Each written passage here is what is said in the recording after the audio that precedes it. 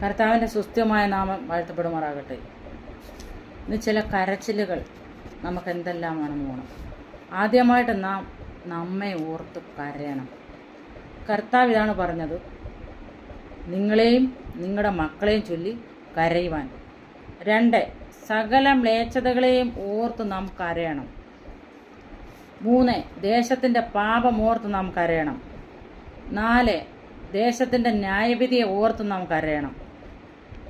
5, വിഗ്രഹാരാധികളെ ഓർത്ത് നാം കരയണം. 6, അശുദ്ധി നിമിത്തം നാം കരയണം. 7, ദുഷ്ടരായ ഭരണാധികളെയും ഭരണകർത്താക്കന്മാരെ ഓർത്ത് നാം കരയണം. ദൈവ ദർശനം നഷ്ടപ്പെട്ടവരെ ഓർത്ത് നാം കരയണം. അതുപോലെ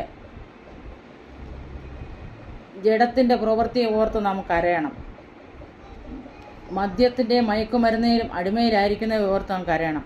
കഷ്ടപ്പെടുന്നവരെ ഓർത്ത് കരയണം. വിധവമാരെ ഓർത്ത് കരയണം. അനാഥമാരെ ഓർത്ത് കരയണം.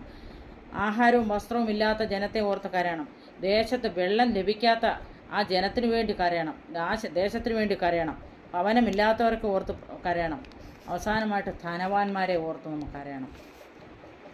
നമ്മൾ മുറയിടേണ്ടത് ആവശ്യമാണ്. നാളുകളിൽ ജനത്തെ ഓർത്ത്, ദേശത്തെ ഓർത്ത്, പട്ടണത്തെ ഓർത്ത്, രാജ്യത്തെ ഓർത്ത്, മനുഷ്യരെ ഓർത്ത്, വിഗ്രഹാരാധികളെ ഓർത്ത്, മദ്യത്തിൻ്റെ മയക്കുമരുന്നിൻ്റെ അടിമയിൽ ആയിരിക്കുന്ന ഓർത്ത്, തലമുറകളെ ഓർത്ത്, നിങ്ങളെയും നിങ്ങളുടെ മക്കളെയും ചൊല്ലി കരയാൻ കർത്താവ് പറഞ്ഞത് നാം ഒരിക്കലും മറന്നു പോകരുത്. നാം ഈ ദിവസങ്ങളിൽ നമ്മെ ഓർത്ത് കരയണം. നമ്മൾ നഷ്ടപ്പെട്ടു പോകരുത്. നമ്മുടെ കുടുംബം നഷ്ടപ്പെട്ടു പോകരുത്. നമ്മൾ ആക്കിയിരിക്കുന്ന സ്ഥാനത്തെ നമ്മൾ നഷ്ടപ്പെടുത്തരുത്. അതിനുവേണ്ടി നമുക്ക് ഒന്നിച്ച് കരയാം.